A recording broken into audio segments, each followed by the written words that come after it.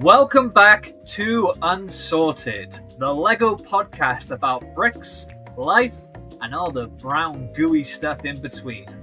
In today's episode, we're going to be talking insecurity, inferiority, and inadequacy as we discuss the question everyone is too afraid to ask: does size matter?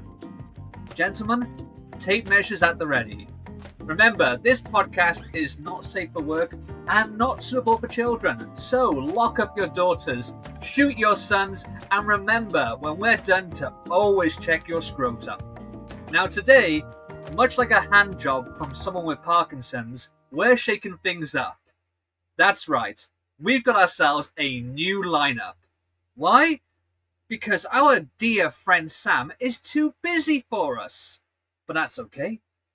We don't need him. He wasn't that good anyway. In fact, we've already found someone to replace him.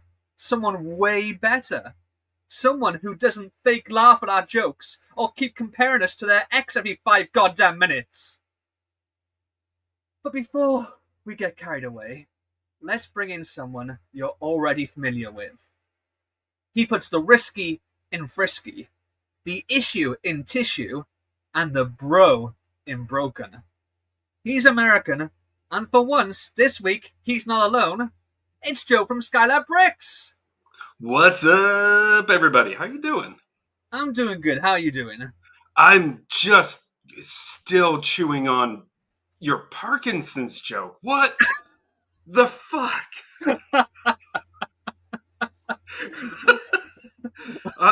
I'm fine. I am fine. I mean, maybe. Would it shock you to know that someone with Parkinson's told me that, or they inspired that joke by a story they told me? Oh! Is that your version of... never mind. That version of I can't be racist because I have a black friend. Yeah, exactly. No, true story though. It was inspired by someone with Parkinson's telling the story. Okay. But I've left out more of the details, so we're okay. Okay. The names have been changed to protect the not so innocent, shall we say. Well, we all know you're the asshole of the group, so what do we expect? Wow. Oh. And I thought with Sam gone, we were going to be nicer to each other this week. We are. I'm just stating fact. Well, okay. I think I think it's time to get the next co-host on. Okay. You know. And what can I say about our last co-host? Well, for one, they aren't someone who abandoned us to go on a silly fun run in their Digimon pajamas. Seriously. They're big, they're beautiful, and now that I think of it, they oddly look a lot like Joe when he has kidney stones. It's Spacetime Brick Studio! Greetings. How you doing? Pretty good. A little tired, but I'm gonna get through this. Oh, Yeah. John, sleep deprived is absolutely the way to get through one of these live streams of us. Yeah, no, that's the way to do it. Or realize you have half an hour left to get everything sorted out and ready to go. Yeah. Who you been talking to? No one. Oh, I can see someone in the chat anyway. Go away. Oh, Sam, yeah. He got time to be in the chat, but he's not got time to hang out with us on the podcast. Seriously. Whatever. Peter, it is so good to see you, my man. How you doing? You as well. Yeah. Man. Feel like it's been forever. It's been forever.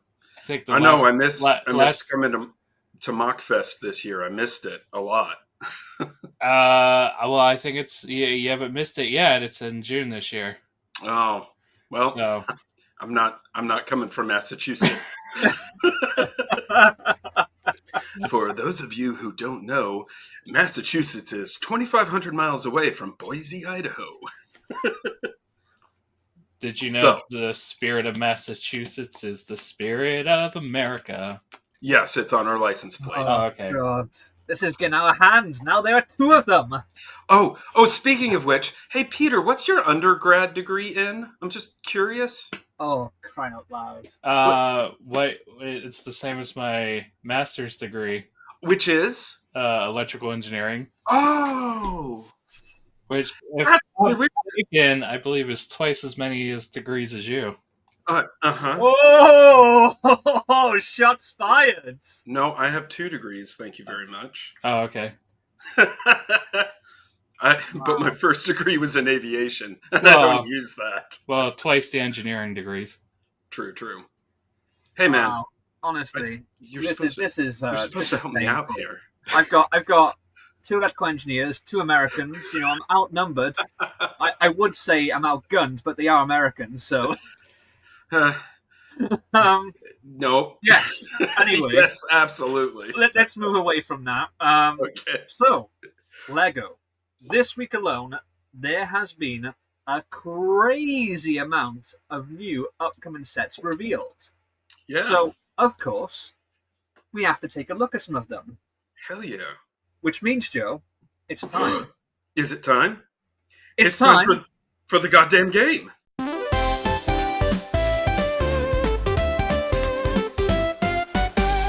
It's time for the goddamn game. Woo! That's right. Just when you thought it was safe to go back in the water, it's time to play Lego Smash or Pass. Whee! We don't have Sam here to give us the sound cues, do we? Yeah, he can edit that in afterwards if we let him edit the episode. I say if we let him, please edit the episode. please, Sam. We'll forget. Forget that we're making fun of you while you're running a marathon. Oh, that was before. He's just like feeding crack at now. So. Oh, okay. All right. Cool. Yeah. Anyway, so I'll just do a recap because it has been a while since we played this game. Smash or Pass. I'm going to show a picture of a Lego set. I'm going to ask Joe, Smash or Pass. It's based on Smash or Pass. You just tell me Smash if you want to buy and own and build that Lego set. Pass if you're not interested. Once we've gone through all of them and just getting those initial gut instincts, those gut reactions, we're going to go back and look at them in a little bit more detail and, discuss the Lego sets, the pros and cons, our thoughts in more depth, and then we'll get on to the main topic of the episode. Okay. So, folks, are you ready? Yes. Let's do this. Okay. Get on with it. So, this is the first one we have here. It is Lego 31167, the Lego Creator Haunted Mansion. Joe, Smash or Pass? Personally, pass, but familially, smash. Because I know someone who really wants this already. Yeah. Spacetime, Smash or Pass? Smash. Set 76034, the Batman Forever Batmobile. Joe, Smash or Pass? Where the hell is Jacob Neely? Is that because you just miss him or because you think he'll like this set? Because I want to see him melting the fuck down in the comments. I'm going to pass on this one. Again, I really like it. Commentary later. I'm going to pass on this one. Spacetime, Smash or Pass? Smash. Yeah. Set 76320, it was Bring Your Kid to Work Day, so I let my 4-year-old design this. Joe, Smash or Pass? What set is this? 76320, it's some kind of Iron Man? Uh-huh. Okay. I'm going to pass on this one. No thanks. Spacetime, Smash or Pass? Pass. Okay. Set 76321, Spider-Man vs. Doc Ock subway train scene. Joe, Smash or Pass? Man, that is an iconic scene from Spider-Person. I'm gonna pass. Yeah. Spacetime, Smash or Pass? Pass. Set 75412, 3 stormtroopers get kicked out of an Uber after a night of absolute debauchery. Joe, Smash or Pass? Oh, I can see that they've traded helmets. I wonder what happened. I'm gonna pass. This looks like a playset. Yeah. Spacetime, smash or pass? Pass. Oh. Set 40818. If we were really racist, we would have added in spaghetti and pizza. Spacetime, smash or pass? Pass. Joe, smash or pass? Do you want to know what's really funny? I looked at the top little bit of that picture, and it looked like a Mario Brothers scene. I'm like, oh, it's something from Mario Brothers. When really it's the Italy diorama. I'm gonna pass on this one. Sorry. Ooh, so far it's been all passes for Joe. Sorry. Well, sort of. The first one was kind of Set 76448. Half-plucked PTSD turkey takes a massive shit in front of its baby. Joe, smash or pass? If that's what it was, I'd smash it. But it's something Harry Potter, so I'm gonna pass. Spacetime, smash or pass? Pass. The sorting hat looks like a piece of bird shit. Okay, so basically, I think we had almost all passes. I think Joe passed on every single one. I think Yeah. You smashed two, maybe? I think so, yeah. Okay, so Wow. let's go back around. So first off, very straightforward. We've got the 31167 Lego Creator Haunted Mansion, or as I like to say, Monster Fighters. Is that you? Because this, to me, looks basically like a remake of sorts of about 3 different Monster Fighter sets. Like, each build reminds me of a set from that theme. You've got the mansion, the main one, but as it is a 3-on-1, you've also got a train build and a, like, ghostly pirate ship build as well. Yeah. It's And basically Monster Fighters without the fighters and just the monsters, right? and Werewolf Marty McFly. Oh Yeah. my god. Yeah. Is it Mine McFly, or is that just like a tartan shirt that's been torn open? It's probably just a torn open shirt, but Yeah. at this scale, it looks like a life preserver.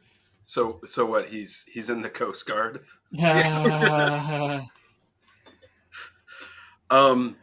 Yeah. I said personally I'd pass on this, but I know my wife would absolutely love this, and in fact she commented on it, like scrolling through Instagram the other day. I'm like, okay. I don't know if she actually wants it or she was like, oh, cool, it's a haunted mansion. I mean, I definitely want it. I love spooky themes. I loved Inside, not so much for the app part of it, but because it was a spooky theme. And this is definitely like, a tribute to Monster Fighters. It's got the same color schemes. A lot of minifigures here look like the same characters from Monster Fighters. I think it's the first time in a few years that we're getting the glow-in-the-dark, the ghost piece that goes over a minifigure. That's really Probably iconic. since Monster Fighters, right? Yeah, I'm trying to think when was the last time we had it. It's got to be at least 5 or 6 years, if not longer, right? What the sets that they made for the Lego movie is older than 5 or 6 years.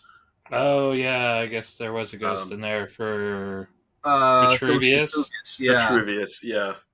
You didn't let me finish because I died. and this is true because it rhymes. Yes. So what are they trying to sell this for? I don't know. I did not look at the price. Okay. Do you want? That's normally what our secretary does. Where's Sam when you need him? Where's Sam? Spacetime, you've got a keyboard. I can what? You got a keyboard. Do you know the price of this? Sure. Give me a second. I'll be the guy in the chair. The guy in the chair. I'm getting really scared that they're going to try and push 100 on this. I mean, in the US, you do have tariffs now, which are hiking everything up as well. Oh no, that's okay. Denmark's got to pay for those. Yeah. It's the people who are. Yeah, never mind. United States, $90. Yeah. How much? $90. Wow. For According to Sam, who's supposed to be running a goddamn marathon, it's 80 pounds. Or I'm sorry, 80 quid. Even for $79.99, that does seem a little bit steep, but I think I'll take it anyway. I mean, to be honest with you, these sets often get reduced, if not on day one, very soon after release, because they're so widely available through other, retailers. They're not Lego exclusive. Did you see the alternative builds? Mm-hmm. There's a train one, and there's also a pirate ship. Yeah. Each one reminds me of a Monster Fighter set. They're not as detailed or as elaborate, but they're definitely paying homage to that theme. And I'm all for that. I like the fact that they're using Lego Creator to play homage to themes in the past that they're not necessarily bringing back, but they're giving us a little taster of. Yeah. And what's really funny is I still have this thing in the back of my head where sand green, for some reason I still think it's a rare color, and it's not really. It's not rare, but it's not commonly used, is it? Really? It's not hugely common, but I look at that and I go, "Oh, that's a lot of expensive pieces," when it probably isn't at all. I'm trying to figure out the corner pieces on that tower on the right. Yeah, I was just looking at those. Like a panel piece, I think. It's a very tall panel, I think. Yeah, that's a 1x5, isn't it? I think it's higher. 1, 2, 3. Is it 6? No, because there's some eyes in the window peering out. Yeah, I think it's. Yeah. Is it the corner piece from the old castle sets that usually comes in old brown or black? I think so. Potentially. Like this piece here. I think they are. I think it's a 5. I think it's 5 bricks tall. Okay. Yeah, I think that's what that piece is. So I think to sum up, then we've got 2 smashes here: smash from me, smash from Spacetime, and a pass from Joe. But maybe a conditional smash. Let's just say if she and I are drunk enough, if we've had enough to drink, there might be a smash. It's conditional. Fair. Yeah, we've all been there, Yeah.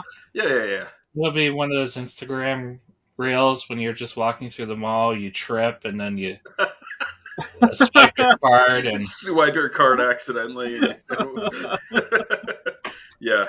Next one, 76034, the Batman Forever Batmobile. I think you said you'd smash on this one, right, Spacetime? Yeah. That piece at the front, the hood, that's in trans blue with the black print. Oh yeah, for the grill, yeah. I'm kind of impressed that they printed that. Yeah, me too. I mean, I know this sticker would be horrible. Oh god, it would be terrible. I mean, let's talk about that for 10 minutes. So it's sorry, you threw me off from my train of thought there. Not hard to do. Oh. Yeah, this set has been rumored, I think, for a while. So a lot of people are saying they've just done this to cash in on, Val Kilmer passed away recently, which is not true, because this set was rumored, and obviously sets take longer to develop than just a few weeks. It's obviously, this timing, I think, is going to make it do well, because I think, the sort of nostalgia of Batman Forever is quite high at the moment, in part down to... And honestly, it's one of my favorite of the Batman movies, of the originals. I will defend Batman Forever, all the time. It is, it has got flaws, but it is a diamond in the rough, and compared to what came after in Batman and what came after it, Yeah, this was the last of the good, comic book accurate ones. Well, it depends which kind of comic book you're going on. Because obviously the tone varies greatly. But I always liked this car. My favorite live action Batmobile is '89, but I always thought this one looked cool. This one was good. Yeah, I mean, so as far as a Lego set goes, this looks really nice. If I were more into it. Problems with it though. Okay. And I would smash this. My main problem is the scale is so weird. It is not many. You're right. Scale, but it's also not creator expert UCS scale like they did with the 89 Batmobile or without the 66 Batmobile, which I think is disappointing because those two were a similar scale, like the big great icons, what do you call it, DeLorean we got and the Ecto one. Yeah. This is not that. This is almost, I don't want to say friend... midi scale, but it's kind of like that a little bit. It's in between. And the other problem I have is the minifigure. Whilst it's great to get a Val Kilmer Batman minifigure, they cheaped us out on this one. They've done the sonar suit, so no bat nipples for those in the chat who are going, where's the bat nipples? The sonar suit didn't have bat nipples, but it did have, lots of detail on the arms and legs, which this doesn't have. It only has a printed torso. No arm printing, no leg printing. And they're using that god-awful cowl piece, which worked fine for the armor from Batman v Superman, but for everything else, it just looks awful. You just have Batman's neck sticking out. Really, this needed something more like the cowl and cape piece they gave for the Michael Keaton Batman, Yeah. You mean the one where he couldn't actually turn his head at all? Exactly. Yeah. We were still pretty much in that era. I think the Kilmer one had a little bit of bending in it, but it still very much had the whole, have to lean back at the waist to look up, Well, you know what, man? It's all equal in my eyes. They all fit in the blender just fine. Oh. I also like AJ's remark there. For $100, it better have pullback action. Yep. Pull back and let it go. What about you, Spacetime? You obviously said you're going to smash this. Do you have any critiques of this, or? Yeah, I was just impressed that they were able to back up the vehicle and get the hubcaps facing straight up on the front and the back. The bat logos on the hubcaps. You know how incredibly hard it is to do that for a photo? For a real car? Oh, this isn't real? This isn't 1-to-1 scale. Oh. Sorry, Spacetime. It's not 1-to-1 scale, my man. Oh, I wanted to drive this home. Okay. Oh. No, yeah. But for $100, you might be being a little bit optimistic there. Okay, so the next one is 76320. What? It was Bring Your Kid to Work Day, so I let my 4-year-old design this. Or, as Lego likes to call it, the Lego Marvel, Iron Man, and War Machine versus Hammer Drone set. Oh, fuck. I'm sorry. I was looking at the price, and I'm like, what is this, $10? I've never heard Spacetime drop the F-bomb like that before. That was brilliant. Oh, that's awesome. I'm so clipping that, having that set in my notification ringtone. Would you like to share with the class just how much this set is going for? Please. No, I need to walk you through my process. I was like, oh, this is part of an advent calendar. And I'm like, no, that's too big for an advent calendar. So that's like, they would have to do like 5 days worth for each one of those creatures. Whatever they are. In the United States, this is $22.99 for 200 pieces, which... That's not 200 pieces? They're very small pieces. It's 204 pieces, excuse me. What? Okay, this is where I would lose a game, because someone would say, if we had a game of guess how many pieces are in this set, and I would totally lose, because I would have said there's like 50 pieces in there. Yeah, honestly, I don't know who is crying out for a set now based on Iron Man 2 all these years later. Is that what kids really want? Is this Iron Man 2, though? It's supposed to be, yeah. They're supposed to be the hammer drones that Whiplash takes control of, and War Machine and Iron Man have to, like, machine gun through it. I love that movie. That has a guest appearance by the director of Doge. Ugh, shut the fuck up. But these builds are just honestly, they look like you said, like something out of an advent calendar. They look like something like if my kid had made that, I'd be like, wow, my kid's super talented. But when I see this as an official set, it just gives me hope that maybe I can do a career change and go to Denmark and become a designer. Like if this person can become an official Lego designer, anyone can. I know. That kind of made me feel better about my application now. Oh, that's hilarious. And AJ saying exclusively comprised of choking hazards. Darwinism in action. Yeah. Right? Yeah. Both designed by and to end your child. You know, it's funny. Lego.com doesn't even have a picture of the front of the box. They're just showing us the back. That's bizarre. I think they're ashamed. I mean, I did see that. I think the back image has the sand blue drone doing what looks like an air guitar knee slide for some reason. I don't know why. Hell yeah! Yeah, it's metal. They don't even look anything like the robots from the film. Like without the title. Well, obviously you didn't know what it was, did you? So. Yeah, no, I didn't. Those don't look like the robots from the film that I can remember. But whatever. So that is a pass all round. Yeah. It's not for us. We've got 76321 Spider-Man versus Doc Ock subway train scene. Now I know I said who's asking for a set based on Iron Man 2 because it's such an old film, but that was very much designed for little kids. This set, whilst a play set, I think has got a very particular audience in mind, and it's those who have the big nostalgia for the Raimi, the Tobey Maguire Spider-Man movies. And I'm one of them, so I would absolutely smash the back doors off this. Smash the back doors. Yeah. Yeah, it was kind of the best of those not original, but those old Spider-Man movies. And I know a lot of people who would like this. But again, you're talking to someone who's kind of not into superheroes, even though I really liked that movie. Yeah.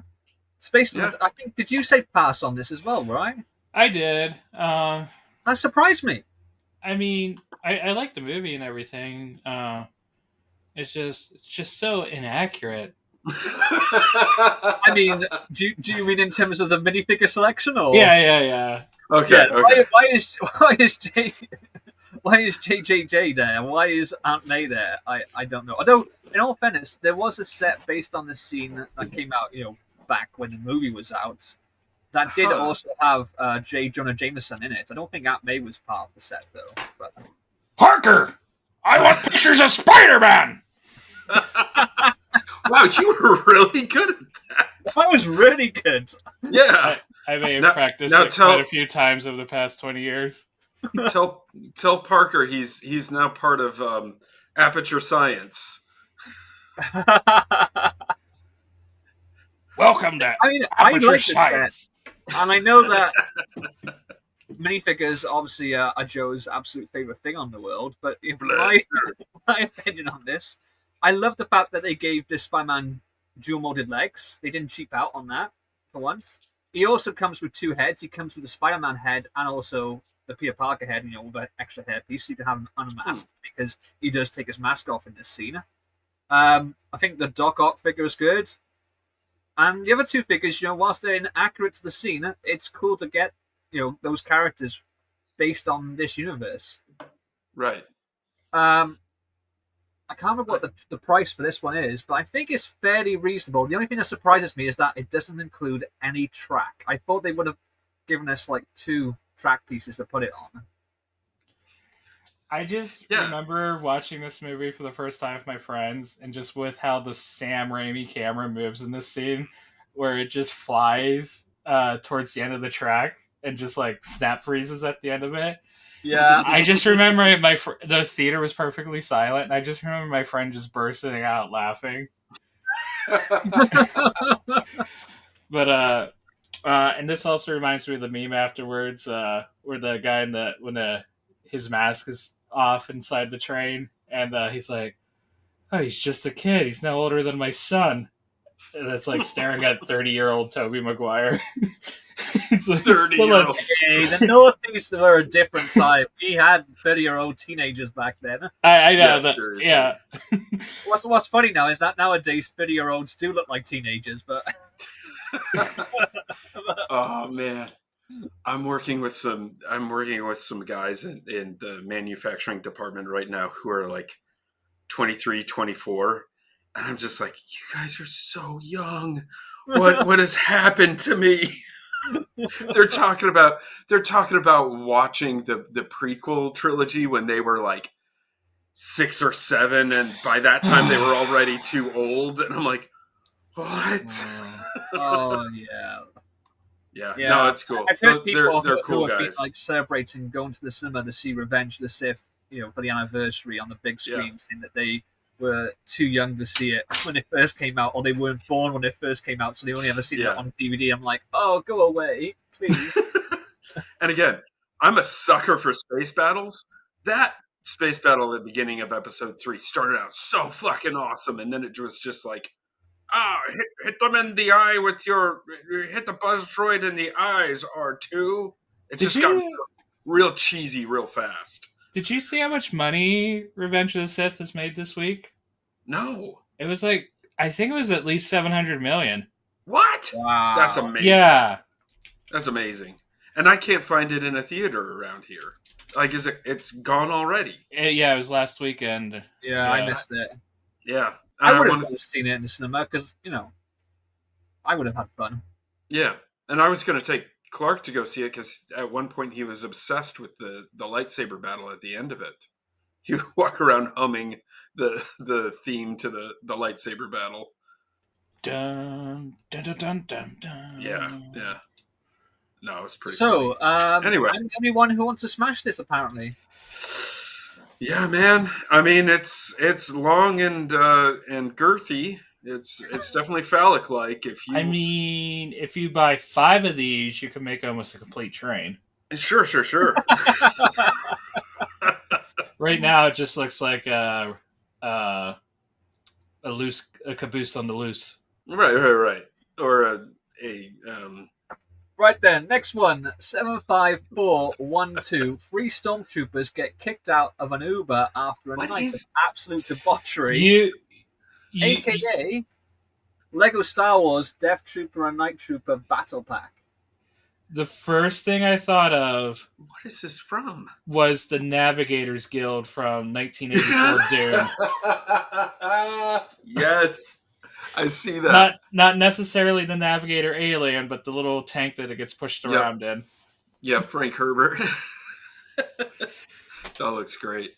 I don't know what this is even referencing, man. So this is based to the Ahsoka series. Okay. In that there was basically a lot of stormtroopers that were stranded on this planet. Yep. And they were kind of all beat up, and they've been patched back together with different things. And they also were zombies as well. And there was I heard that. Stormtroopers and there were Death Troopers. So this is like a little battle pack of them. Okay. I mean, the complaint was they did an Ahsoka set, I think, last year, which had one of the, what they call the Night Troopers, the Stormtroopers that are zombies. And everyone was like, well, that's the kind of thing you want to army build. Are they going to do a battle pack? Well, they've done one, and it's okay. I like the fact that there's 3 different troopers here. I think the 2 Death Troopers are pretty much the same, but the 2 Stormtroopers, you can see one's got a white helmet, one's got a grey helmet. Yeah.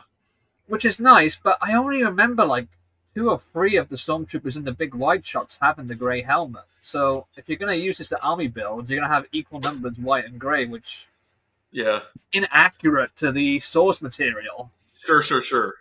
Man, you are. I love it.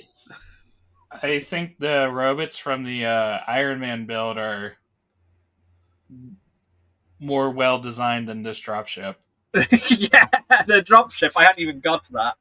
I mean, it almost makes you want to say, weapons rack come back, all is forgiven, right? Yeah, exactly. Yeah, I mean, it's just, what's the cost of this? If this is like, You Oh, loved Ahsoka, which was a good series. I really enjoyed it. Oh yeah.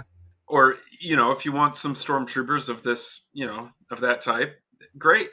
Otherwise, the little drop ship, whatever it is, yeah, whatever. They've always got to put something in these because they can't sell just minifigures on their own.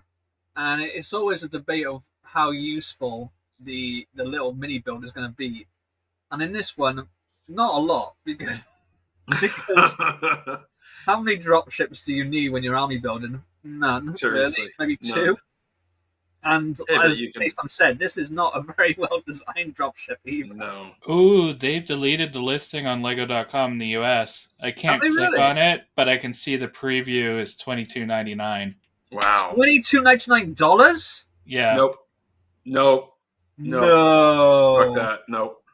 Oh, By the way, it looks like our friends AJ and Sam are both just like wanting to make out and chat right now. Guys, you live like 6,000 miles away from each other. I didn't want to bring it up, but they're actually talking about basically teaming up on you.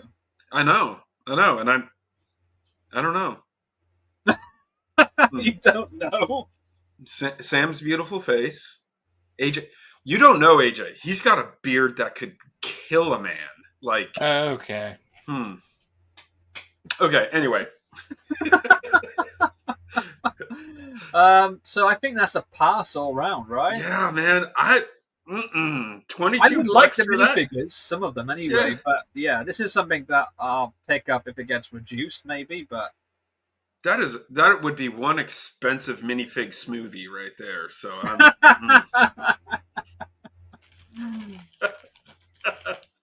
okay, 40818. If we were really racist, we would have added in spaghetti and pizza, aka Lego Creator Italy postcard. Was this another one that was passed from both of you? Yeah, and I thought it was a Mario Brothers scene. Which just adds into the stereotypical portrayal. Yep. Is that Mount Vesuvius in the background? I think it's supposed to be Mount Vesuvius. Okay. That's what I'm assuming. Yeah. I mean, it's Volcano Day. Yeah. I feel like these postcards started off as something that were quite neat. I know Mrs. Crackle enjoyed collecting them, but they took a sharp downward turn when they stopped making them based on cities and just went for countries. And just started throwing every sort of stereotype in there. I mean, the Australian one was terrible. I was about to say, I think it started downhill with Australia, as with most things. And they included an outdoor toilet in that one. That was one of the main features. At the time, Sam, who shall not be named, was based on Australian, and I know for a fact that both her and her family, who still live in Australia, were deeply offended by it. They actually thought it was like a piss take, That's so funny. I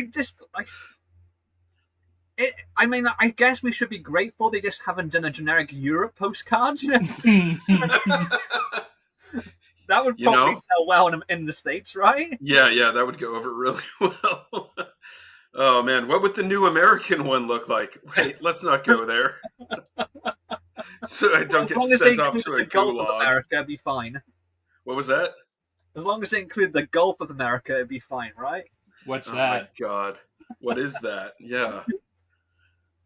Anyway. So, yeah, I mean, this one, I feel like also... I know this is such a small scale, it's it's beyond micro scale, but I feel like the builds get less and less creative. I was going to comment, like, it's got a few nice, I don't know, for how few pieces it has, it is, like, showing a lot, but, yeah. I just feel like it's not obvious. Like, if I was going to do the entire piece, that's how I would do it, and use that arch piece for Venice.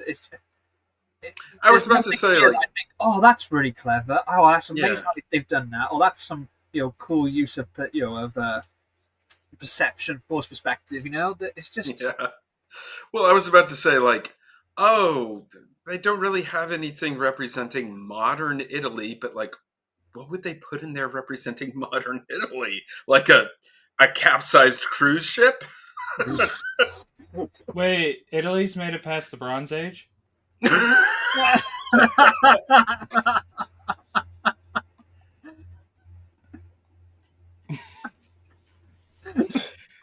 Oh no. My deepest sincere apologies to any Italians listening. We're laughing with you, not at you. I mean, I love it. I wouldn't go that far. No. I feel offended for it, Italy, on behalf of. Yeah. No. It's yeah, fine, but pass. It's fine, but yeah. Based on any other thoughts on this? I like the triangular tile pieces. I always like to get more colors. Yeah. Yeah. Cool. All right. And then we have the last one. 76448. The half-plucked PTSD turkey takes a massive shit in front of its baby. Although for some reason Lego referring to this as the Lego Harry Potter Fawkes Dumbledore's Phoenix set. What is Fox? It's Fox. Is that the name of the Phoenix? Yeah, that's his name. Okay. And then they told you he's Dumbledore's Phoenix, in case you didn't know. A fox is like a overgrown rodent with a long bushy tail. What? Yeah, that. Oh, it's spelled Say that to my differently. face. It's more like Guy Fawkes. Yeah. I mean, honestly, this looks horrendous. Look at everything about this build. I think is so wrong. As soon as you said that the sorting hat looks like a giant turd, I'm like, oh, yep, it sure does. It does. And it's just the right height. Sort of hat they've done has looked basically like a steaming pile of feces. You're gonna put what on my head? And then this Fawkes, this Phoenix build, he looks like a turkey that is being half his feathers plucked and has like the face of something. You know, he's seen things that no bird should ever see. And in the chat a little while back, Sam brought up something interesting in that Lego is doing a lot of these nostalgic movie things, like, you know, this and Spider-Man 2 and Iron Man 2. But, you know, yeah, you can even say nostalgia sells. The Mansion one is like a throwback to Monster Fighters, you know? Yeah. Nostalgic. Or they're not coming right out and saying it, but it's like Disney's Haunted Mansion, which is why my wife would like it, because it's kind of Disney's Haunted Mansion without them actually coming out and saying that.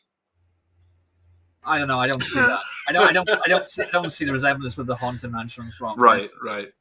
And they've already done the Disney Haunted Mansion set, but yeah, it definitely seems like, you know, there's a lot of nostalgia happening with this wave of sets that have been revealed.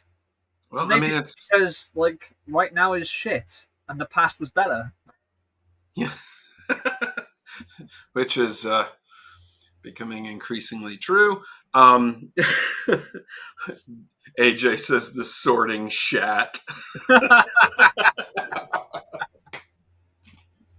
So, anyway, any final thoughts on this at all?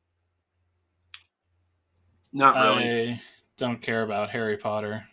Yeah, I'm over Harry Potter. I was never into it pretty hard, but yeah. And that was Lego Smash or Past. And I know Sam's going to be upset because it's a game where there are no winners. I could say that everyone loses. Yeah. And we've already reached 44 minutes into the stream. We haven't got to the topic yet. So yeah, with the set you chose to put in there, it's like I think we all lost. You didn't want to go over like some of these other cool sets they came out with, like the Arctic Explorer or Mario Kart. No, Mario Kart's we're moving on now. Okay. So, in this episode, we're asking ourselves, does size matter? And I have two distinct interpretations of what that question is referring to that I want to talk about. But first, I wanted to get your ideas. So, Spacetime, Brick Studio, Yes. Skylab, Bricks. What do you think this question means? You obviously want us to talk about our wieners. I mean, the size of sets, right? What are wieners for those that's not in the US? A penis? A male genital?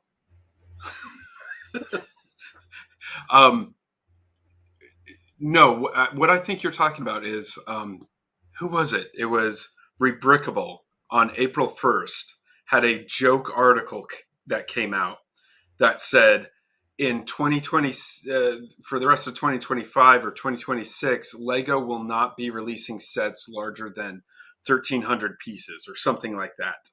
And I saw that. I'm like, what? And read the article, and it was immediately apparent that this was an April Fool's joke. So when you're saying, does size matter? That's what I'm thinking of. Lego keeps releasing these increasingly large sets. Like every year we have this is Lego's biggest set ever, most amount of parts. And people keep asking, like, when are they going to stop making sets that are $800, $900? And the answer is Lego will stop making the UCS Millennium Falcon size sets or UCS Star Destroyers, when we stop buying them.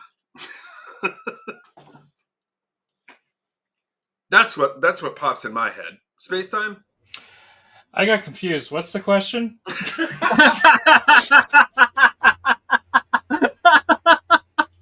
You really are tired, man. I was just asking what you think I mean when I say does size matter? Oh, I think sometimes people use it to differentiate between a child set and an adult set. The amount of detail you're willing to put into something. Mm-hmm. And strictly talking about sets, that's how I think it could be viewed, but I think you can apply the same thing to mocks. There you go. Actually, I gotta give if I was giving away points, I give it to Spacetime because whilst Joe made a perfectly valid point, and we could do a whole episode just on that. Sure. On how many big sets they keep releasing every year. What I would like to talk about are mocks because Sam, who should not be named, and I played for the first time a few weeks back at Newport Brick Festival, and we had a lot of fun. But one of the reasons that I think that I, at least, hadn't exhibited before, why it took me so long, was not necessarily that I didn't think my stuff was good enough, although that definitely was a worry, and even now I'm still not entirely convinced it is good enough, or was good enough. But I was concerned that since all my mock builds, my stuff, is primarily minifig scale, and I designed it with the idea of what would this look like if Lego were to make it into an actual set, is my stuff even big enough to show off at a convention, because very often at these events, you'll see these huge creations that go way beyond what Lego would ever realistically release. Either they're minifig scale, but these very large scene builds, or they're almost massive statues. And I can see you waving, and I was already going to say, Joe, you have built and displayed probably one of the largest mock scenes I've ever seen with Battle. I mean, I have Endor. For those of you who are only listening, I have the Death Star part of the mosaic of the back of my Battle of Endor scene. This is like 1/5, or I'm sorry, like 1/10 of the size of that entire mosaic. It was 12 feet long. It was 6 feet tall.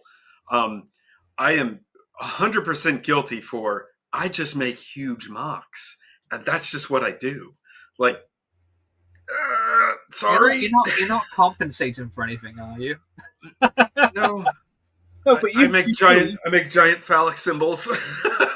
Right, you know, because Sam displayed some of your rockets alongside his stuff as well, and you know, if you were going by just size or mass, then I think yours was the largest there. Yeah. So, I mean, Craggle, my commentary on that is that's just what my brain goes to. When I go to Brick Slopes or Mock Fest, or I'm planning on going to one in Virginia with our friend Scott this summer. I'm going to finally go back to another Lego convention. I'm always impressed with the people who can make something with the least amount of parts possible. That impresses me. I'm the guy who has to make the giant things to impress myself or to, express what I'm trying to do. That's me. But what really impresses me, this fox, we were kind of making fun of it. I'm like, well, that is actually, for the amount of parts, that is actually pretty good for a little. That's a good build. Yeah. Yeah, I liked it. But like, you're right, but you're also very wrong. I'm kidding, Craggle. I didn't say either way. I was right. the question. Sorry, I didn't mean that. Your creativity is welcome, no matter the scale. I know I'm insane. I know that. And, the joke I always make is, people ask, wow, how did you design that? Like, how long did that take? And I'm just like, you don't understand. I can't stop until the voices are quiet again. Like, I just keep building and making it bigger. And that's my psychosis, I guess. I don't know. Right. And Spacetime, obviously, you've displayed at conventions as well. Yeah. Obviously, you've done some. Well, I think at this point, you've almost done a whole army of brickheads based on different franchises and stuff. And yes. I know you had also some architecture-inspired sets based on Boise as well. Yeah, definitely. Yeah, so obviously that's on a smaller scale. And then on the flip side of that, you were also involved in another one of the largest mock displays I'm seeing, which was the Avatar for your display you did for your lug, right? Yes. Yep. So you've seen both extremes there, and when you were displaying stuff at the smaller end, did you ever feel that upstaged by people with larger mocks or larger scale stuff? Definitely at big shows, because people would just walk past and not even look at it. Yeah. Just because it's like, I'm going to see the next big thing. So, and I think that's mostly how the public perceives it. But I think AFOLs will take their time going display to display. Yeah. So, and that's just the nature of it, because in order to catch the general public, they need that spectacle. And the convention I went to last, Brick Slopes in Salt Lake City, they purposefully put the Avatar mock at the entrance to bring everyone in. And the funny thing is, they put mine thing all the way on the side, so half the people missed it. Sorry. The part that was facing the entrance was the backside of our mock, which was just a giant mural. And it was so interesting just to see people impressed with that. And when they come around the corner and they actually see the actual build, just to see how the faces just exploded. And then the faces exploded? Mm-hmm. Yeah, there was just bits of brain and head everywhere. It was horrifying. I mean, we are talking about James Cameron's Avatar. But yeah, at that same show, I had my brickheads, across the room at a small table with surrounded by so many. I was at the pop culture table, and immediately to the right of my brickheads was not one but two Disney haunted mansions. So that's true. I remember that. Yeah. Wow. So it's just I feel like the brickheads always get overlooked, but Which is a shame because I know you saw the video that I did, the vlog of Newport Brick Festival, and there was at least I think there were 2 long tables that had nothing but Doctor Who brickheads on. They were fantastic. They were actually some of mine and Sam's favorite things to look at that event. You know, that we obviously hadn't built ourselves. Right. But yeah, I do also know that even there, you know, we got a lot of people come up to our table and asking questions and looking and stuff. But I do think part of that was where we were positioned was quite good. You know, we got a lot of footfall. If we had put next to something that was, you know, a big, massive display, and there was a few big builds there, we probably would have got a bit overshadowed. Well, I say I would have. Sam wouldn't have, because he had these huge phallic-shaped symbols and a cardboard cutout of someone.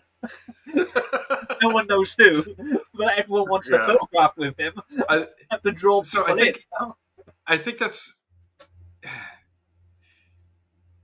So I've thought about this a little bit, because the thing that grabbed me and brought me back into Lego was the Lego Saturn V set, and that is at a specific scale. It is a 1:110 scale to the original Saturn V. And so you'll notice a lot of these people who are into, a lot of these weirdos who are into space rocketry will build their mocks at 1:110. And so that kind of drove like me making the LUT that size, and it drove me making the Launch Complex 39 along with our friend Sam Bradford, designing it to that size. And it's just like, you could make it smaller, and I've seen other people make it smaller, but also just the voices in my head would not shut the fuck up, and I made it big. Well, Joe, I realized the other day that I did a video based on Scott Bowen's idea of this Saturn V build that he did, which is 12 feet tall. Well, I did one on the little kit he did, and I realized I should have. I completely missed the hook of that video. I should have done the smallest Lego Saturn V designed by the guy who also designed the largest Lego Saturn V. Because you got his small one, which is smaller than the actual Lego set, and then the huge one that he did, you know, which you know, Sam, who shall not be named, helped out on that one as well. What was that? That was huge. I can't remember how. Yeah, no, it's 11 feet. It's 11 feet. I thought it was 12 feet, but close enough. No, and he did it all. It's all brick built, so it's like pixelated, but you can't tell when you're far away from it. No, yeah, it's awesome. Oh, look who finally shows up. Sorry, Jacob, we already talked about the Batmobile. You missed it. Sorry, man. He always turns up late, and you're always. He always turns up late. We already made fun of it, Jacob. Get out of here. I think the absolute worst thing that can happen to you at a convention is not someone else doing the same build as you, but someone doing a bigger version of that build. And then you just feel horrible, because it's like, well, I mean, it's like, it's just you're like, oh, this is what I could have done, and now everyone's going to be talking about that. And when people ask what I brought, it's like, oh, I can say, oh, I did this, and they're like, oh, that awesome big one. No, the small one. This sounds like you're talking from experience. Does this happen to you, or? I wouldn't say exactly that, but the last convention I did go to, I was having a lot of what do you want to call it? Anxiety, or I had a small performance anxiety. No, it wasn't that. It was more. I just felt like nothing I did mattered. So it was like... Was it I guess like imposter syndrome maybe or something? You know? Or... Yeah, because it's like... I get that all the time. because it was also the same show that we had the Yep, me Avatar too. build in, and that's all that people wanted to talk about was that I worked Yeah. on with like 50 to 100 other people. Yeah. And it's like at that point, that thing like just overtook my life for the past year, and it's like the last thing I wanted to talk about. Yeah. Yeah. Because it's like that project turned into a love-hate thing. Yeah. Because it's like at first it was awesome, and then when I saw the movie, I'm like, You saw the movie. Yeah, and I'm like, oh my god, he made the same movie twice. And the first movie was borrowed from 10 different sources. Yeah. And you know what's funny is that they're apparently the biggest earning films of all time, Avatar 1 and 2, and they have had zero impact on the popular zeitgeist. Like, no one quotes them. No one could tell me the names of the characters. No one uses like for meme formats. You know, no one hums the theme tune. You never see anyone go around with any sort of like Avatar T-shirts or backpacks or whatever. But you get on their Instagram page and there's fanatics, and I'm like, I don't get it. Yeah, it is truly bizarre. It is. I will never writing. Good writing for a movie is important, and the writing in that movie is like, okay, you got a cool sci-fi setting, and you're doing Pocahontas with it. Okay, or Fern Gully, or Dances with Wolves, or the white savior complex thing. Like they got that going.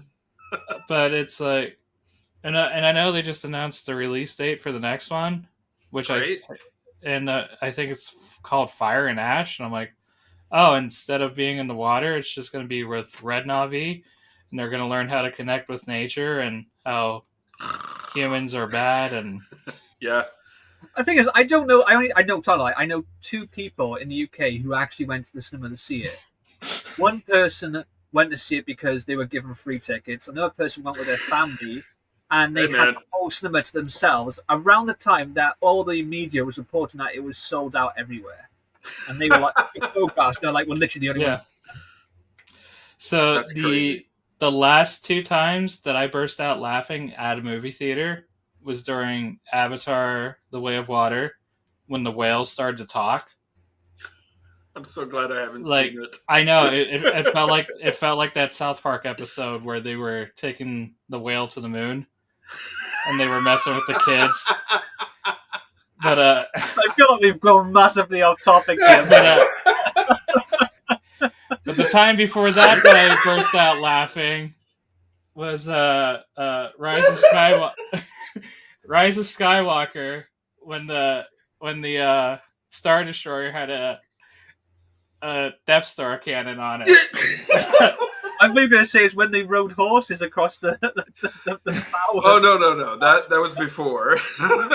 Yeah, I think all the people in the theater around me were annoyed because I think I even uttered under my breath. I'm like, this is so stupid. There's only one thing you can say during Rise of Skywalker, and that's, oh Jesus Christ. Oh, Jesus Sorry, I Christ. derailed. But no. To get back, but yeah, it's just like, going to a convention and just having imposter syndrome because you see so much talent around you, and I think it's not only specifically someone built something that was bigger than what I was built, but it was of the same thing, but it was something that I was planning on building. And now I just feel like I'm like, oh, am I going to be copying them now? Yeah. Yeah. And see, that's... when I say I'm impressed with people who can do things small, I'm serious. Like, I can't do that. It's weird for me to say, but like, I try to make small, compact, cheap things. And I can't. Like, I can't put detail in that I want to put in. And I'm supremely impressed when people are like Peter, your next generation brickheads. I'm like, how did you make it look like Jordan? Like, with so few parts. I'm so impressed with it. So it's, I know I'm weird. I know that. I just don't know how to not make something huge. And then, like, I also have that same kind of feeling, Peter, of like, I feel like I put like a shit ton of work into something. Like that last time at Brick Slopes when I had my absolutely massive, 70,000 piece Battle of Endor scene that has been in my brain since I was a kid.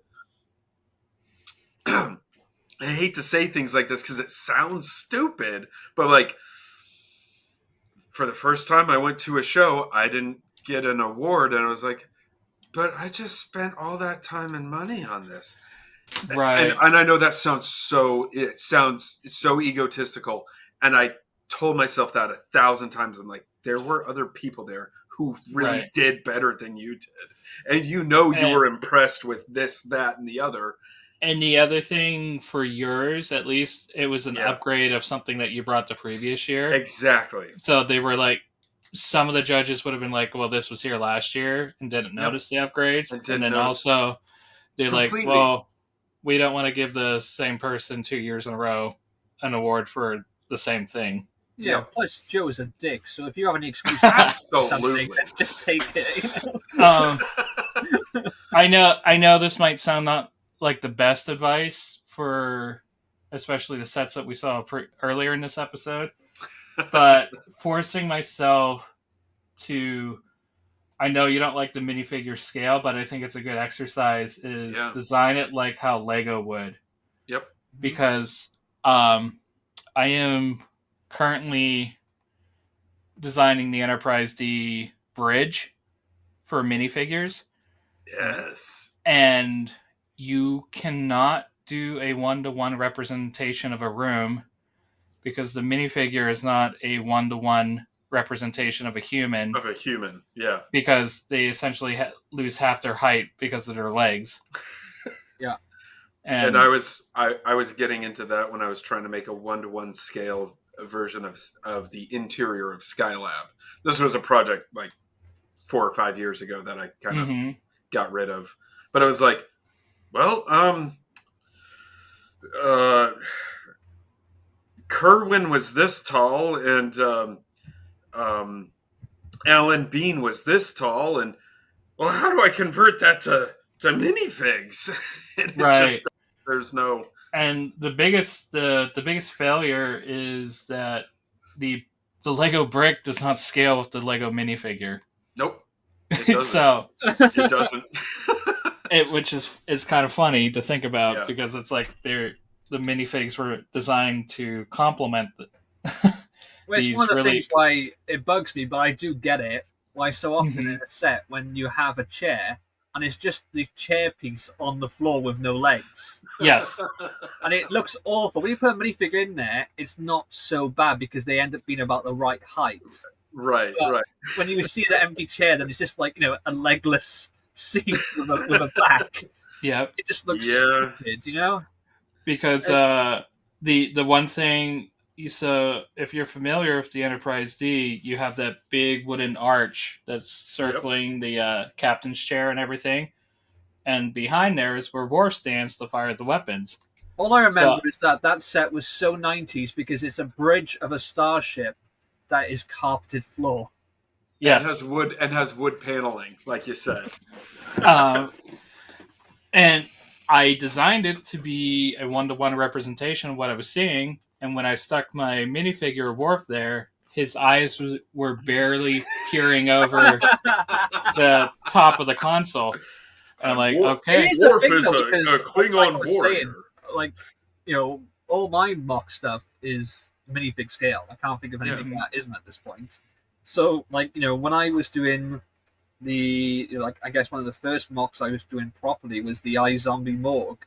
And I was looking at photographs of the set from the series and trying to recreate that originally in Lego Digital Designer I was using at the time. But then when I was putting a minifig into it, it was like, this doesn't scale well. It may, I'm kind of replicating it and putting everything in proportion. You have to sort of eyeball the proportions a little bit, you have to sort of adjust it, it becomes a Legofication rather than a scale model, you know? And then finding the smallest piece possible to represent the general geometry. Yep. So, Joe, I think I recommended this to you in the past, but I really think you should make a mission control center. Oh, that would be... And that would be just doing all the desks and the displays and everything. That would be pretty Make cool. It look good with minifigures. Yeah. You can't say that to him. He can't make stuff with minifigures. Just doing this as a design exercise for you to how to shrink things down. Which, you've done before with your rovers. Those are relatively small. But, again, I come out... And you don't even have to build this. Just do it in studio. Yeah. And that's, And again, I come at Lego from a different perspective. Again, I joke about blendering minifigs, but I understand that I'm the weird one. Most people like play sets, most people like minifigs, and I guess I just don't understand that. Mm-hmm. I understand it to the point that I know that that's what most people want. But that's not my intent when I'm designing something. My whole thing is I like making models of things that I like. And whether that's minifig scale or not, it's just that's not the first thing in my mind. The first thing in my mind is I'm making a model that happens to use Lego. Right. Which, again, makes me kind of weird, but in this community, but also the voices won't let me not do that. Which again is why when I go to a show and I see someone who has something small, minifig scale or almost what Lego would make, playset scale that looks super detailed and you can tell that a lot went into just making something in a scale that is playable but looks cool. That really impresses me because, again, I can't do that. But that would be a really cool idea to do mission control. That would be awesome. Yeah. Craggle, you haven't talked in a while. No, I'm enjoying the conversation. And I did say I had two interpretations, and the other one basically was referring to content. Mm-hmm.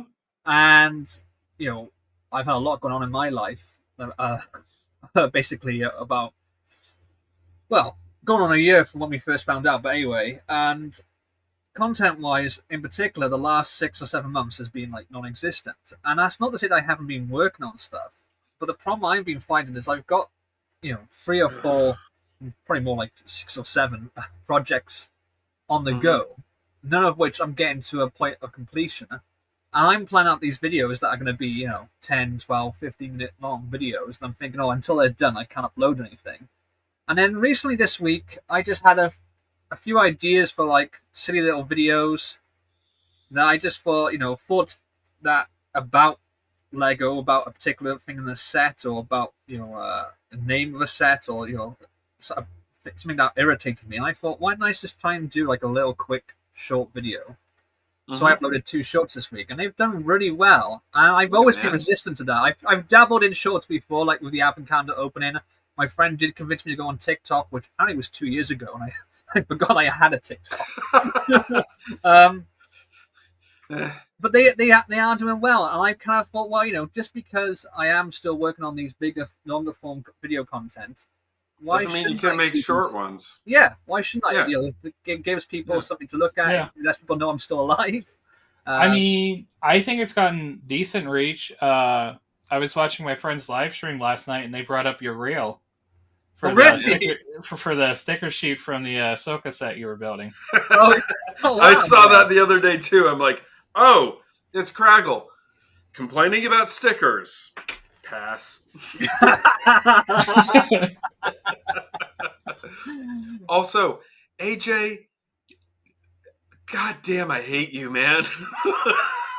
Fashionably late to the party. No. David, thanks for coming, man. But AJ, Joe, you can practice scaling with minifigs and your affinity for blenders, by making the Challenger 73 seconds after launch. Wow. Jeez. AJ. Wow. This is why we're friends, but also, what the hell, man? I mean, I was going to say, this is why we put a warning at the start of this podcast. You thought it was the Parkinson's joke, but no, it's comments like that from the audience. Go for throttle up. Oh, shut up, man. You're going to give me a PTSD. Oh, wow. Oh, wow. So, yeah, I mean, I guess in terms of, does size matter? Do you think in terms of content, do you think, that if you're known for doing longer form videos or like, we do podcasts which are like an hour and a half long, do you think that you should stick to that? Or do you think it doesn't matter if you're still sort of, providing shorts? Absolutely not. Absolutely not. Do what you want. Do it. Yeah, first and foremost, do what you want and do what you want to share. And whatever format that turns out to be, because it's like Instagram's perfect for that. Yeah.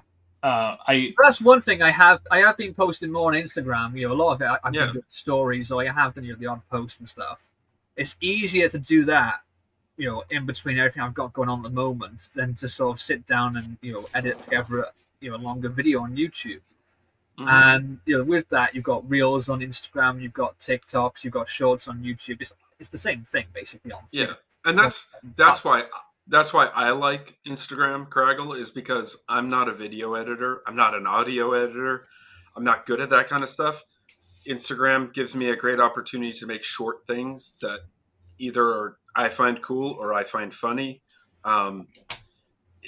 Just to quote Aleister Crowley, if you will, do what thou wilt is the whole of the law. Like, just explore what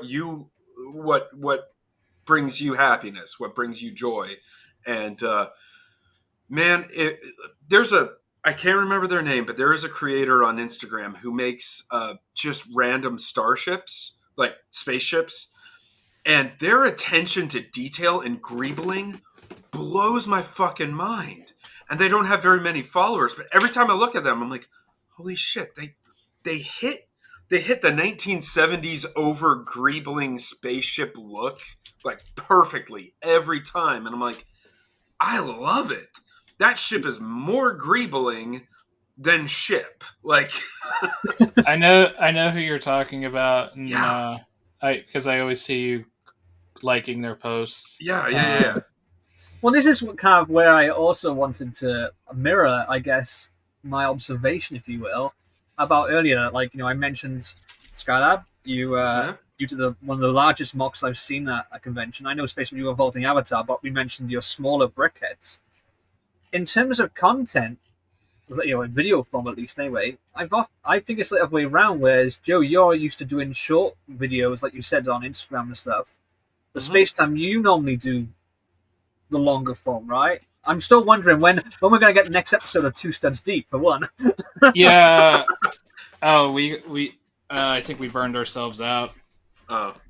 And since we're both retired from the Lego store now, I guess we can talk about that. Yeah, man, I'm ready to hear the beef. Do we need a whole episode just for that? Just for that. We need to have you back. Yeah, I mean, if you guys ever want to talk about working at the Lego store, we can talk about it. Let's do that. Let's say that this point. We can do a whole episode on that. Yeah, seriously, man. I have no NDAs. That you know of. But I think I won't share everything just because I had a really bad manager and we won't talk about her. Okay.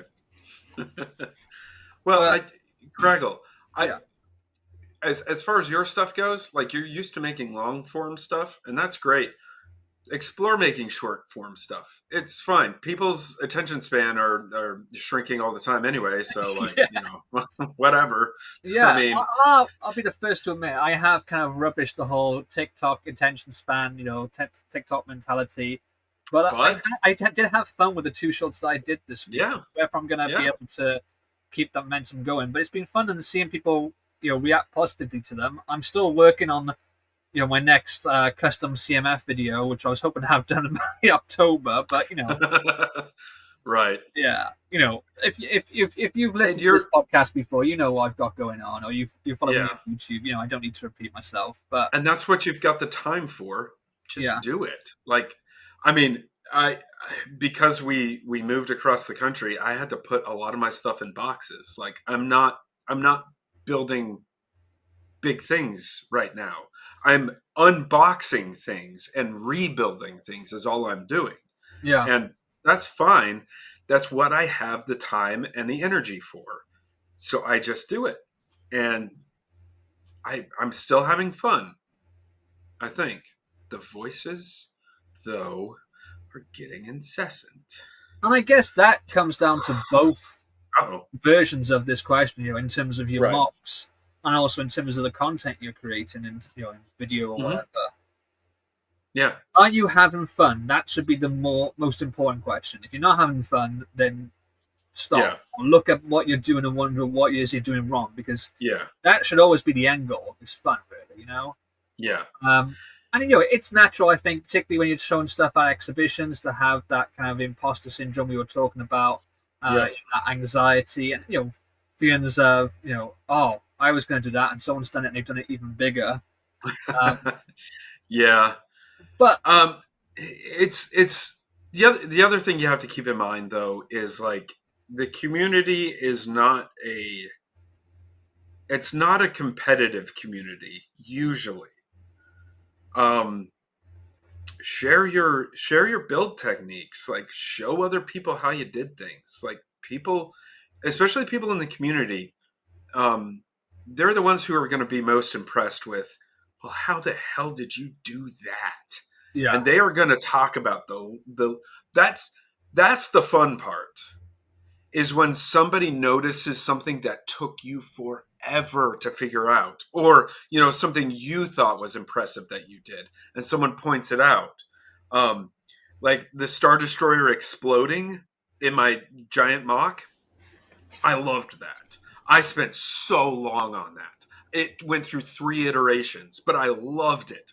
And like, people would just point things out, and of course I put the Unikitty figure behind one of the explosions, and I just love watching little kids go, because it was right at kid level, but not at adult level. And so I was very disappointed, because when I displayed my dirt farm, which I Okay. designed to be like a playset, we even released instructions for it, me and Sam. But Uh-huh. when I displayed it, I did sort of basically extend that. I made like 2 32x2 base plates, and I decorated those with bits of dirt and Uh-huh. suggestions of the cornfield and some fence and stuff. And I needed something basically so that everything would stick to, so it wouldn't just roll around the table. And I had the Ecto 1 Afterlife on there. What I did is I had one Pterodog, and I thought, well, the scene I'm kind of doing, the Pterodog doesn't really fit in. I can put it in there, but it will block the view of the minifigures. Okay. So I put it towards the back of the display, I guess, but it's still visible. And I had it sort of with its tail slightly raised up, and I put a little Lego poop piece between its legs, so that it was taking a dump. And I was so looking forward to kids, looking Like, in at it and seeing spotting that. that. Only one person spotted it, and he was like 50. The kid's completely oblivious. And I even had like this printout saying, "Oh, can you spot what the naughty Pterodog is up to?" And like, yeah, no one noticed it. But when he did, I was so happy. Yeah, and I do that. So that's been my running gag for the longest time, ever since I found a Unikitty brick at a used Lego store. I'm like, I gotta put this somewhere in my build, just because it's so anti everything that I'm doing. Like, it is just the opposite of a launch umbilical tower. And so I've found a way to stick that thing in most of my big builds. And at shows, I will put it right at kid level. And so, like, kids will be like, "Oh, it's Unikitty," and their parents will be like, "What are you talking about? Where?" And that's always fun to me. Yeah, man, Lego is all about creativity and, like, doing what you feel like. Don't feel trashed by seeing other people with bigger dicks. I mean, bigger mocks, and it is, as they say, it's not how big it is; it's how you use it. You know, Right. it's And I feel like that is the perfect way to sort of wrap this up. It's not about the size; it's about what you do, and more importantly, it's about the fun you have. The real size are the friends we made along the way. Oh, shut up. So it's come that time that is Yes. where we pimp ourselves out. Joe, you go first. Hey, everybody. I'm Joe from Skylab Bricks. And if you want to see some of my egregiously oversized mocks or some of the things that I sell, I have a 2,000-page instruction set for that launch umbilical tower for your Saturn V. Not 2,000 page, 2,000 steps. I sell that. I sell instructions for a lot of things I make, including this over on Etsy. My giant 4-foot by 4-foot Death Star 2 mosaic. Come check out my wares and sundries there on Etsy. Come check me out on Rebrickable. Come check me out on Instagram, all under Skylab Bricks. And come chat at me. I'm trying to be more social, even though my anxiety is trying to kill me. Anyway, that's what I have, Mr. Craggle. Thank you. Thank you very much. Spacetime Brick Studio, you have the floor. Yeah, YouTube, Instagram is Spacetime Brick Studio. Currently always adding some more instructions to my website at spacetimebrickstudio.com. Currently just have Indiana Jones brickheads up right now, but soon going to be having some Star Trek Marvel, and Craggles finally forced me to finish the Ghostbuster instructions. I forced you. I've got a reputation of forcing people to release stuff. I don't know if that's a good thing or a bad thing. We all know your personality, man, and it is forceful. Hey, it's forcefully supportive. I will be supportive of you. I'm Cut the Craggle. You can find me on YouTube at Cut the Craggle, on Instagram, on Facebook, on TikTok. You can also join my Discord server. You can go to my website, cutthecraggle.com, and buy my custom minifigures. I'm hoping to have some new stuff in the next few weeks. I'm going to say that, very loosely, because every time I think I'm close, something happens, and, priorities. But please go check out my videos. Check out my Instagram account. If you've got money and you fancy buying some custom minifigures, check out my website. And also, don't forget this podcast right here. Please give it a like, subscribe. If this is your first time listening, please go and listen to the previous episodes. Some of them are absolute gold. Some of them are like raw dog shit. But yeah, usually the ones that I you've got to sift through that. You've got to sift through that shit to get those gold nuggets. And I want to thank both my co-hosts, Skylab Joe. It's always a pleasure. And Spacetime, thank you so much for throwing in the Sam. Thanks for coming, Peter. Notice. It's always a pleasure talking to you, and we definitely have got lots of other stuff we can talk about, so we're going to have you on again as well. Absolutely. Glad I could. Always a pleasure to stop by. Yeah, man. Always good to see you. And thank you to everyone in the chat. Everyone in the chat hat. Thanks, everyone. This is Crackle, Sam Jones, Jack Ratz, Jacob Neely. Who am I missing out here? MC Meisner, David Austin. Thank you all. Thank you everyone who's listening for coming afterwards or watching it after the fact. We appreciate you all. And until next time. And Craggle. We also need to thank our producer who always edits this for us, Sam Jones. No, we don't have to thank him. Anyway, we don't have until to next time. Okay. Remember, brush your teeth. Yeah, sure, I guess.